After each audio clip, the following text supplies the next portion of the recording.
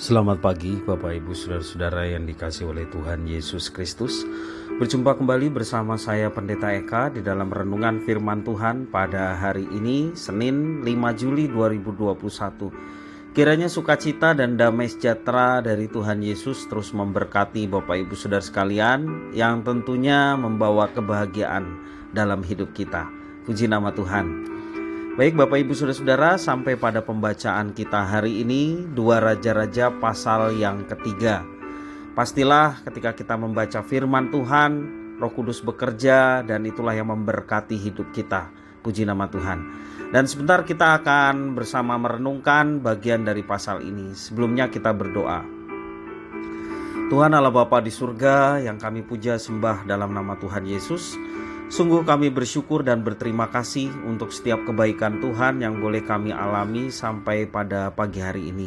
Terima kasih ya Tuhan, biarlah Tuhan juga yang terus memberkati kami sekalian dengan kebenaran firman. Biarlah Tuhan mengurapi hamba-Mu yang memberi penjelasan sehingga kami dapat memahami apa yang Kau maksudkan. Dan bersama-sama kami dapat terapkan firman Tuhan dalam hidup kami. Terpujilah nama-Mu Bapa, demi nama Tuhan Yesus kami berdoa. Amin.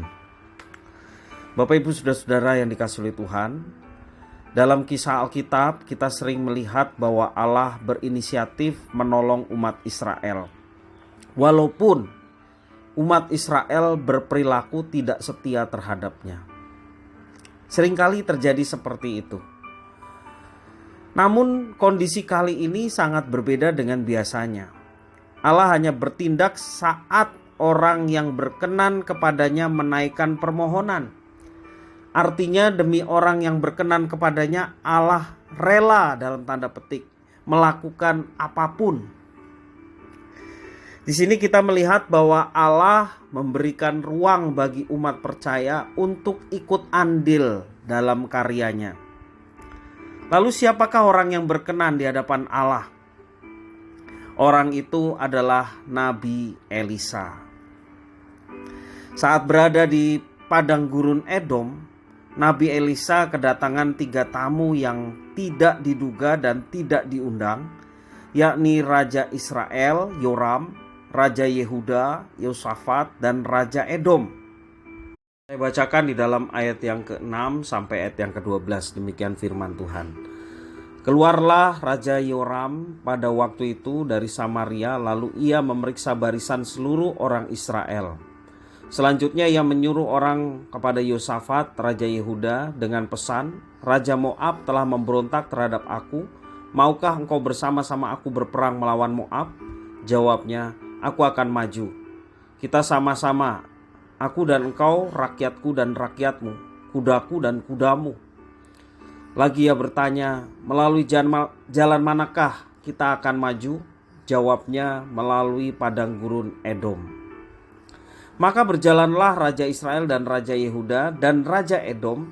Tetapi sesudah mereka berkeliling 7 hari perjalanan jauhnya, maka tidak terdapat air untuk tentara dan untuk hewan yang mengikuti mereka. Lalu berkatalah Raja Israel, wahai Tuhan telah memanggil ketiga raja ini untuk menyerahkan mereka ke dalam tangan Moab. Tetapi bertanyalah Yosafat, tidak adakah di sini seorang nabi Tuhan supaya dengan perantarannya kita meminta petunjuk Tuhan? Lalu salah seorang pegawai raja Israel menjawab katanya, di sini ada Elisa bin Safat yang dahulu melayani Elia. Berkatalah Yosafat, memang padanya ada firman Tuhan. Sesudah itu pergilah Raja Israel dan Yosafat dan Raja Edom kepada Elisa. Bapak Ibu Saudara-saudara yang dikasihi Tuhan, kedatangan ketiga raja kepada Elisa ingin mendapat petunjuk dari Tuhan. Itu tujuan dari Raja Israel, Yehuda, dan Raja Edom. Sebab ketiga raja tersebut dan angkatan bersenjata hampir mati kehausan di padang gurun Edom sebelum mereka mencapai kerajaan Moab. Melihat kedatangan mereka, kalimat pertama yang keluar dari mulut Elisa merupakan sebuah sindiran dan ejekan terhadap Yoram, Raja Israel. ejekan sinis dari Nabi Elia ini mengenai jantung keyakinan Yoram terhadap para dewa dewi asing yang disembah oleh Yoram dan kerajaannya. Kritikan tajam Elisa membuktikan bahwa Allah palsu bangsa asing adalah Allah yang mati dan tidak berdaya. Yang terjadi Bapak Ibu Saudara, bukannya merasa malu hati, ya, ini Yoram. Sebaliknya Raja Yoram secara licik mempolitisasi nama Tuhan Israel sebagai penyebab utama kematian mereka bertiga di tangan bangsa Moab. Ayat 13 dia mengatakan demikian, ya. Tetapi berkatalah Elisa kepada Raja Israel, apakah urusanku dengan engkau? Pergilah kepada para nabi ayahmu dan para nabi ibumu. Jawab Raja Israel kepadanya, jangan begitu. Sebab Tuhan memanggil ketiga raja ini untuk menyerahkan mereka ke dalam tangan orang Moab. Itu jawaban dari seorang raja Israel.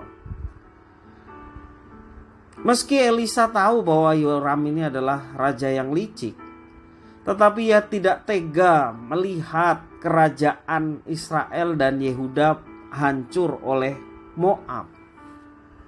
Karena Moab dikenal sebagai kerajaan yang orang-orangnya barbar, ya. Nah, apa yang dilakukan Elisa? Elisa berdoa, dan lewat doa diiringi pemusik kecapi, ya, Elisa bernubuat atas nama Tuhan. Dan nubuat Elisa yang pertama, armada perang Israel, Yehuda dan Edom akan selamat. Dan yang kedua, kerajaan dan bangsa Moab akan hancur lebur di tangan bangsa Israel. Silakan membaca ulang dalam pasal 3 ayat 15 sampai 27. Dalam nubuat itu Elisa menegaskan bahwa Allah Israel, Allah yang hidup. Dikatakan ayat 18, dan itu pun adalah perkara ringan di mata Tuhan, juga orang Moab akan diserahkannya ke dalam tanganmu. Jadi bagi mereka yang sudah bersatu tiga kerajaan Israel, Yehuda dan Edom, ya, sesungguhnya mereka lebih kuat karena tiga kerajaan jadi satu untuk melawan Moab. Tapi dikatakan Elisa bahwa itu merupakan perkara ringan, ya, perkara ringan di hadapan Tuhan. Dan orang Moab akan diserahkan kepadamu. Tangannya yang kuat, tangan Tuhan yang kuat mampu menghancurkan bangsa barbar seperti Moab. Nah, Bapak Ibu Saudara yang dikasihi Tuhan, lengan Tuhan adalah lengan yang berkuasa menghancurkan dan meremukkan musuh-musuhnya, serta menyelamatkan orang yang berkenan kepadanya. Ada firman-Nya dalam Yesaya 53 ayat yang kedua, yang pertama maksud saya, tangan Tuhan tidak kurang panjang untuk menyelamatkan, telinganya tidak kurang tajam untuk mendengar. Tangan Tuhan yang kuat menyelamatkan orang-orang yang berkenan kepadanya. Dari satu orang, yaitu Nabi Elisa, Tuhan berkenan kepadanya walaupun keadaan umat yang telah dipilihnya jauh dari apa yang diinginkan oleh Tuhan.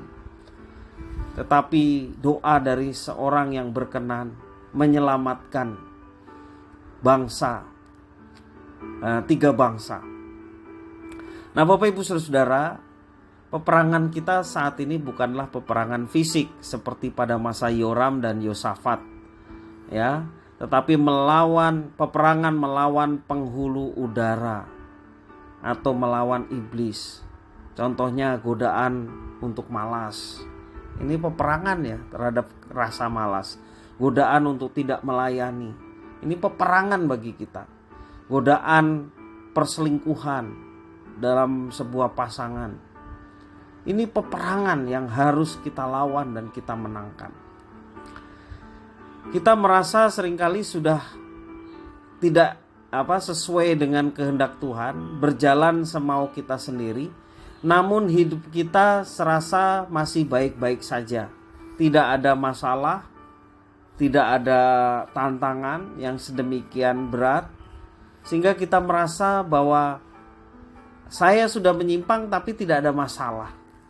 Nah, Bapak Ibu Saudara yang dikasihi oleh Tuhan, kita mesti bersyukur kalau kita sebenarnya sudah tidak jalan bersama dengan Tuhan, tapi kehidupan kita baik-baik saja menurut ukuran manusia. Memungkinkan ada orang yang terus mendoakan kita seperti Elisa berdoa untuk Israel, untuk Yehuda, untuk Edom, sehingga mendatangkan kemenangan bagi bangsa Moab.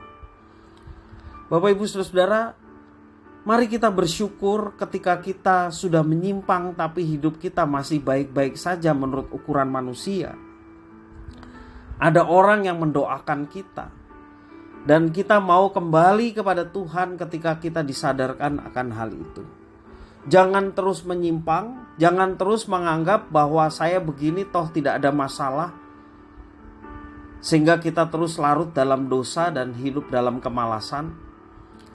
Nah, Bapak Ibu Saudara, jangan kita berpikir seperti itu. Ketika kita disadarkan akan hal itu, kita sudah menyimpang tapi hidup kita masih baik-baik saja, sehat-sehat saja dan lain sebagainya. Sesungguhnya itulah kesempatan yang Tuhan berikan kepada kita untuk kita berbalik kepadanya. Jangan sia-siakan kesempatan itu. Sebab kesempatan itu adalah satu kali. Dan Tuhan izinkan itu supaya kita kembali kepadanya dan hidup seturut dengan apa yang diinginkan olehnya. Biarlah firman Tuhan ini boleh menjadi berkat bagi kita sekalian. Mari kita berdoa mengucap syukur. Tuhan Allah Bapa di surga, terima kasih atas firman Tuhan. Mampukan kami ya Tuhan untuk kami dapat mengerti, juga menolong kami untuk kami dapat menerapkan. Kami tahu bahwa setiap kesempatan dalam hidup kami, inilah waktu yang Tuhan berikan untuk kami terus diingatkan untuk kembali kepada Tuhan. Ketika kami sudah menyimpang dan kami merasa tidak terjadi apa-apa dan kami merasa benar atas semuanya itu. Kalau pada saat ini kami ditegur, kami mohon biarlah Tuhan mengampuni kami dan memulihkan kondisi kami, sehingga kami kembali kepada Tuhan. Tidak berjalan menurut kemauan kami sendiri. Kami berbalik seturut dengan apa yang Tuhan rancangkan sehingga hidup kami boleh berkenan. Terima kasih ada orang-orang yang senantiasa juga mendoakan kami. Itu semua karena anugerah Tuhan atas mereka sehingga begitu perhatian dan kasih mereka sehingga berdoa untuk kami. Biarlah melalui ini semua kami boleh terus disadarkan untuk kami boleh kembali kepada Tuhan dan berjalan sesuai dengan rencana dan kehendak-Mu. Terima kasih Bapa atas firman Tuhan. Demi nama Tuhan Yesus kami berdoa dan bersyukur. Haleluya. Amin.